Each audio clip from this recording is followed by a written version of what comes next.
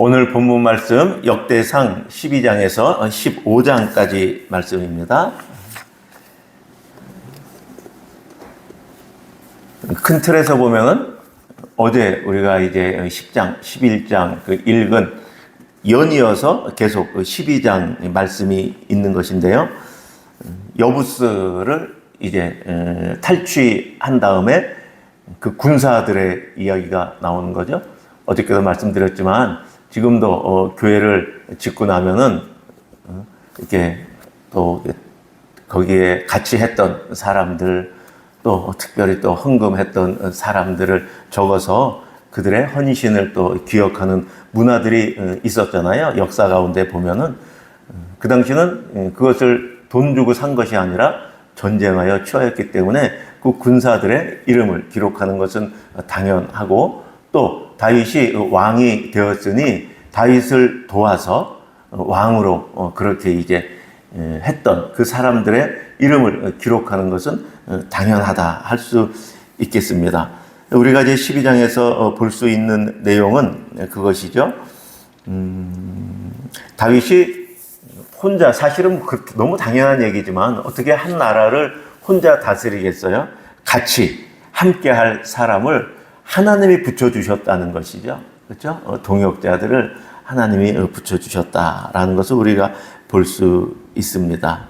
그리고 18절에 보면 17절에 이제 다윗이 이제 그들에게 질문하는 게 있고, 18절에 이제 그 30명 중에 우두머리 아마새가 다윗에게 말하는데, 다윗이여, 우리가 당신에게 속하겠고 이새의 아들이여, 우리가 당신과 함께 하겠다라고 이렇게 말하는 내용까지 구체적으로 나오죠. 사실 다윗이 역경의 시간을 많이 보냈죠. 처음에는 뭐 거의 홀로였을 거예요. 거의 홀로 사울을 피하여 전전긍긍하면서 한 10년에 걸친 그 오랜 시간 동안 다윗에게 사람들이 계속 몰려드는 것을 우리는 볼 수 있고, 그것이 하나님께서 붙여주셨다, 그렇게 우리가 볼 수 있습니다. 그런데 그 몰려드는 사람들이 과연 힘만 있고 전쟁만 잘하고 싸움만 잘하는 사람인가? 아주 특이한 인물을 기록하고 있는데요. 32절 기억하시나요? 우리 같이 읽을까요? 시작. 이사갈 자손 중에서 시세를 알고 이스라엘이 마땅히 행할 것을 아는 우두머리가 200명이니. 그렇죠? 근데 이들이 또 모든 형제를 통솔하는 자예요. 그러니까 이제 군대의 백부장, 천부장이었다는 이야기죠.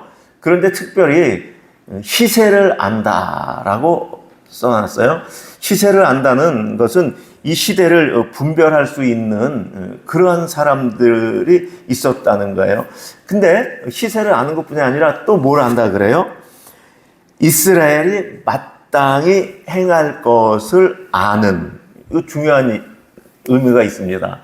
이스라엘이 마땅히 행할 건 뭘까요?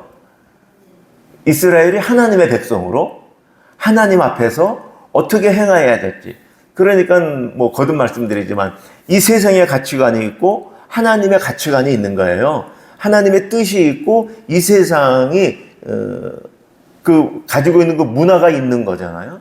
근데 그 가운데서 하나님의 백성이 어떻게 해야 될 줄 아는 그러한 사람인데, 또 군대를 통솔하는 그러한 사람이 또 같이 했다. 사실 우리가 신앙생활 한다는 게 단지 종교생활을 하는 거는 기독교 신앙이 아니에요. 종교생활은 그거는 그냥 하나님을 우상으로 섬기고 종교생활을 하면 되죠. 근데 그거는 우리가 구약을 계속 봐서 알지만 그것은 금송아지를 놔두고 하나님이다라고 계속 그렇게 예배드리는 거하고 똑같은 거예요. 종교생활은 절대 기독교 신앙이 될 수 없습니다.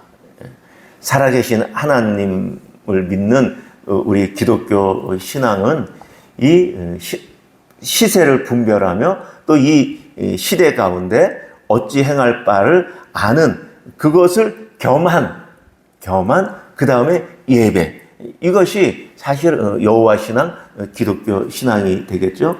그러한 자들이 함께 했다라고 말씀하고 있습니다.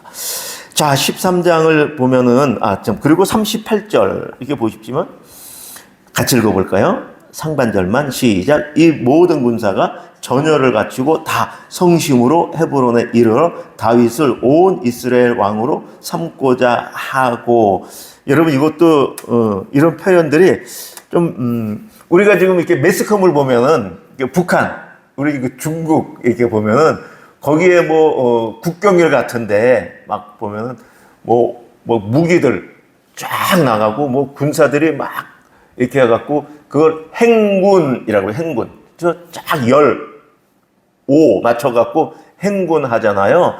그리고, 시진핑이나 김정은이 나올 때 그 앞에 딱 서 있는 걸 군대 용어가 됐죠. 요즘에 잘 안 쓰죠. 도열하고, 행군 한다고 말하거든요. 근데 여러분, 만약에 지금 TV가 없다고 생각해 보세요. 유튜브가 없다고 생각하면 그 광경을 어떻게 쓰겠어요? 그 광경을, 그쵸? 기갑부대에 탱크 몇 대, 몇 명이 나오고, 또 공수 특전사가 또 어느 군단장이 몇 명을 이끌고 나오고, 그렇게 쓸 수밖에 없잖아요. 이게 시각적인 게 없으면, 그렇죠? 지금 그 얘기를 쓰고 있다고 생각을 해보시면, 읽을 때 많이 힘들잖아요. 어디에서 얼마가 나오고 어디에서 얼마가 나오고. 근데 지금 2700년 전에 있었던 이 이야기를 우리한테 전해줘야 되는데, 이거 사진 찍어서 남겨놓을 수도 없고, 그 당시에, 그렇죠? 동영상으로 찍어 놓을 수도 없고, 이렇게 쓰는 건 너무너무 당연한 거예요, 사실은. 그렇잖아요. 그렇죠? 그러니까 우리가 족보 읽을 때도 조금 힘들 수 있고, 이런 거 읽을 때도 그런데, 눈으로 딱 보여주면 얼마나 편한데. 근데 우리는 그거에서 너무 익숙해 있어서 이렇게 써 있는 걸 보면은, 보기 힘들어. 이걸 다 이렇게 꼬치꼬치 다 써놨어. 안 써놓으면 어떡할 건데요? 안 써놓으면 아예 기록이 없는 거거든요. 그래서 우리가 감사하면 또 읽을 수 있고, 지금 이제 다윗이 왕이 되기 때문에 그 지파별로 아까 이제 군대가 도열하듯이 지금 다 도열해 있는 그 광경을 우리에게 지금 전해주고 있다. 그 광경을 그렇게 떠올리면 지금 다윗 왕이 즉위할 때 지금 참 아름다운 모습이다. 이렇게 읽을 수 있습니다. 자, 13장 말씀은 얼마 전에 우리 이종선 브라질 선교사님이 오셔서 또 본문은 이거 아니지만 내용은 이제 이 내용을 말씀해 주셨죠. 자, 3절 같이 읽을까요? 시작. 우리가 우리 하나님의 교회를 우리에게로 옮겨오자 사올 때에는 우리가 교회 앞에서 묻지 아니하였다. 그렇죠? 잘 상황을 파악한 거죠. 사울 왕 때는 전혀 교회가 어디에 있는지도 모르는 그런 지경에 이르렀고, 그 말은 하나님에게 묻지도 않았다는 거예요. 물론 교회가 있어야 묻는가? 교회 없이도 물을 수 있죠. 물론 물을 수 있어요. 그런데 의식에는, 그렇죠? 내용이 있어요. 의식만 다 갖고 있고 내용이 없으면 안 돼요. 그런데 그 의식, 예식을 무시할 수 없거든요. 제가 가끔 말씀드리지만 결혼식이 대표적인 거잖아요. 그렇죠? 결혼식 하지 않고 만약에 두 남녀가 살았다고 생각을 해보세요. 여러분 지금 인생 이제 30년, 40년 결혼해 사셨잖아요. 벌써 끝났잖아요. 만약에 결혼식이 없었다 그러면.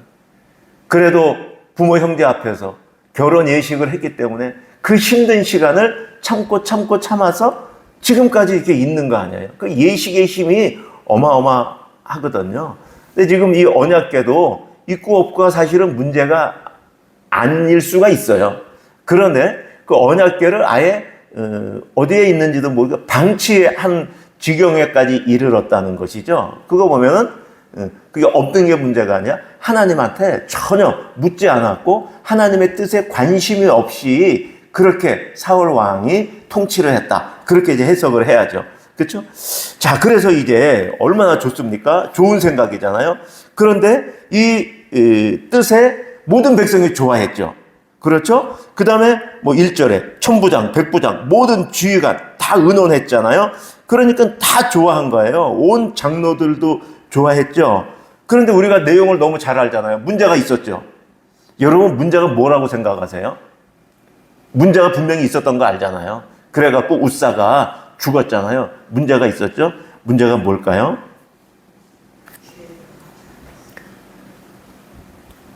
예, 그걸 그렇죠? 예, 그렇죠. 그렇게 매야 돼요. 그렇죠? 그걸 몰랐어요. 근데 제가 볼 때는 문제가 그게 아니에요. 그거는 피상적으로 보면은 그게 문제가 맞아요. 문제가 맞아요. 정말 문제는 그런 하나님의 뜻이 있는 줄도 모르는 거예요. 무슨 말씀인지 아세요? 그런 뜻이 있는 줄 알았으면 다윗이 그렇게 했을 거예요. 그런데 그런 뜻이 존재하는지조차도 모르니까는 지금 이렇게 한 거지. 그런 뜻이 있는데 그 뜻대로 하지 않았다? 저는 그렇게 안 보여요. 다윗이 행하는 그 모든 이거, 또 다윗이 사울을 피난하면서 십몇 년 동안 하나님 앞에 서 있고 드디어 지금 왕이 되는데 그걸 여부스를 정복할 때도 그렇고 지금 왕이 될 때도 전혀 교만하지 않고 이렇게 하고 있는데 하나님의 뜻을 알고 있는데 그것을 그 뜻대로 행하지 않은 게 아니라 아예 그런 뜻이 있었을까? 그 존재 자체도 아예 생각 못하는, 저는 그것이 문제의 근본이다라고 생각을 해요. 사실 우리도 성경을 통해서 하나님의 가르쳐주신 이 공부를 안 하면 아니 그렇게 하는데 하나님의 뜻이 거기에 있을까 없을까 우리가 어떻게 알겠어요? 하나님의 뜻이 어디까지 있을까? 하나님의 뜻은 어느 범위까지 있을까? 내가 친구하고 내가 아내하고 얘기하다가 아니 여보 그러면 돼? 이렇게 내가 화를 내는 걸 하나님이 기뻐하실까? 안 기뻐하실까? 이게 하나님의 뜻이 있을까 없을까? 이거를 모르면 그냥 내 기분대로 내 성격대로 그냥 살아가는 거죠. 그런데 하나님이 내 표정 하나 내 언행 하나도 하나님이 즐거워하시고 기뻐하시는 게 있고 하나님이 힘들어하시는 게 있고 하나님이 반대하시는 게 있구나. 그걸 알 때 비로소 내가 조심하려고 하고 마음을 먹는데 그거 모르면 그게 안 되는 것이죠. 저는 오늘 그동안은 그 생각을 못 했는데 어저께 말씀을 준비하면서 또 이렇게 이 생각이 들어왔습니다. 그런데 우리가 이 부분에 하나님의 뜻이 있을까 없을까를 알까 모를까 참 다 아는 것 같지만 그렇지 않아요. 제가 저번에도 말씀드렸지만요. 여러분 신학대학원에 가면은 저번에 제가 나눠준 유인물에 정경적 해석이라는 걸 말씀드렸어요. 성경을 올바로 해석을 해야 되는데 그렇게 올바로 해석하기 위해서 정경적 기준에 따라라고 했고 제가 그 1번 각주 밑에 제가 달아 드렸잖아요. 그런 거 보면 이제 성경을 해석할 때 역사적으로, 지리적으로, 그 다음에 문법적으로, 문맥적으로 그것을 해석을 해야 된다. 그게 올바른 해석이다라고 말씀을 드렸어요. 그래서 제가 말씀드렸잖아요. 그렇게 신학대학원에서 공부하고 그게 무슨 말인지 모른다고. 저 그렇게 지냈다고. 2004년, 5년, 6년에 공부하고 2020년까지 한 14년을 그게 무슨 말인지 조금은 알았어요. 사실은 조금은 알았어요. 그래갖고 제가 이렇게 두꺼운 책, 어떤 목사님 책 갖고 구약을 나오면 사건 하나 나올 때마다 지리 여기야 여기서 일로 가는가 근데 이렇게 두꺼운 책이 있어요. 한 장 한 장마다 다 지도가 있고 다 그림을 그리는 거야. 이렇게 지형이 이렇게 생기고 이렇게 지금 가는 거야. 지금 다윗이 이렇게 피신해. 지금 아브라함이 이렇게 이동했어. 그렇게 공부하는 책이 있어요. 제가 그것도 다 공부했죠. 그래도 피부에 와닿진 않았어요. 그게 무슨 얘기인지. 저는 근데 성경이 읽어지네 공부를 하면서 이렇게 지리적으로 이렇게 역사적으로 이렇게 공부하는 거구나. 제가 그때 깨달았다 그랬잖아요. 뭘 말씀드리고 싶은 거냐 하면 아는 것 같은데 전혀 알지 못했다는 거예요. 그렇게 공부해야 된다 하고 그건 알았는데 그게 무슨 말인지 모르고 그렇게 무지하게 어리석게 있었거든요. 그러니까 하나님의 뜻이 있는지도 모르는 게 우리가 너무 많아요. 그래서 사실 그들은 어떻게 준비했어요? 정성껏 준비했죠. 수레를 새 걸로 한 번도 안 쓴 걸 새로 얼마나 잘 다듬어서 만들었겠어요. 그리고 그것을 끄는 그 소도 얼마나 또 이렇게 분별하고 그렇게 해갖고 준비했겠어요. 그렇죠? 그러니까 우리가 여기에서 알 수 있는 것은 하나님의 일을 한다는 그 목적, 그렇죠? 그 열심, 하나님의 일을 하는 거잖아 지금 언약궤를 옮기는 거니까. 근데 그것은 전혀 중요하지 않다. 그렇게 하다가 죽는다. 지금 이 울사가 지금 그 얘기를 하잖아요. 언약궤 옮기는 게 얼마나 큰 일이에요 지금. 뭐 이스라엘 나라적으로 뭐 어마어마한 일이죠. 그렇죠? 그러나 그게 하나님의 일이 열심히 하고 기뻐하고 즐거워하고 정말 전심을 다했어요. 아무 의미 없다. 아무 의미. 죽는다. 하나님의 말씀을 모르면, 하나님의 뜻을 모르면, 하나님의 방법을 모르면. 그러니까 하나님의 말씀에 우리가 잘 몰랐어. 그리고 전심을 다했어. 그런데 전심 다한 그 목적이 하나님의 말씀을 몰라 불순종한 걸 정당화할 수 없다. 정당화할 수 없다. 지금 그 말씀하고 있는 거죠. 우리가 볼 때 어떻게 울사가 죽어? 저렇게 했는데 하나님 너무하신 거 아니야? 근데 지금 성경은 분명히 말씀하는 거예요. 하나님의 일을 한다는 그거 전심으로 하고 진심으로 하고 온전하게 하고 기뻐하고 온 백성이 다 합의해서 한 거 맞는데 그래도 안 된다라고 말씀하고 있는 거예요. 그렇죠? 좋은 의도만 갖고 불충분하고 열심만 가지고 불충분하고 온 백성이 찬성한다고 해도 그것이 자동적으로 하나님의 뜻이 되는 게 전혀 아닙니다. 하나님의 뜻하고 여기도 지금 적어놨잖아요. 그래서요. 그렇죠? 우리도 때로는 하나님의 목소리처럼 들리는 대중의 목소리에 대해 다윗처럼, 다윗도 근데 그걸 따른 거죠. 다윗도. 십자가에 못 박아라 그 목소리야 다 같이. 근데 그거대로 했어. 정말 예수님 못 박은 걸 말고 정말 하나님이 그렇게 했어요. 근데 하나님의 뜻은 그게 아니에요. 그렇죠? 그러니까 하나님의 뜻을 아는 것, 또 이 일을 행할 때 내가 내 감정으로 해야 되는 게 아니구나. 정말 그런 거, 그렇죠? 참 중요합니다. 그렇죠? 교회에서도 그렇죠. 뭐 회의를 하나 할 때도 자기의 감정으로 하는 것이 아니라 정말 하나님이 보시기에 아름다운 그 토론, 논쟁, 그거는 너무너무 좋은 거예요. 선한 거고. 그게 기독교 문화거든요. 미국의 문화고. 그렇죠? 실력이 없으니 논쟁을 못하는 거고, 그러니 논쟁하지 말고 우리 그냥 다 합의하자는 건데, 합의가 문제가 아니라 진정한 논쟁을 거쳐서, 그러나 거기에 다툼이나 악의가 없이 논쟁할 수가 있어요. 요즘에 직장인들은 그런 거 잘해요. 요즘에 젊은 세대들은 그런 걸 잘해요. 지금 문화는. 근데 우리 세대는 그렇게 못하죠. 그렇죠? 우리는 무조건 하나가 돼야 되고, 내 말을 안 들으면 무조건 아니고, 그렇죠? 무조건 하나가 돼야 되고, 획일화돼야 되고, 전혀 그렇잖아요. 다양한데 그대로 이루어갈 수 있는, 정말 그것이 실력이고. 그런데 우리가 너무 부족하죠. 저도 말은 이렇게 하지만 제가 할 수 있다고 말씀드리는 건 아니에요. 그렇죠? 그러한 모습이 아름답고 또 하나님 안에서 가능하면 참 아름답다라고 말씀드리는 것이죠.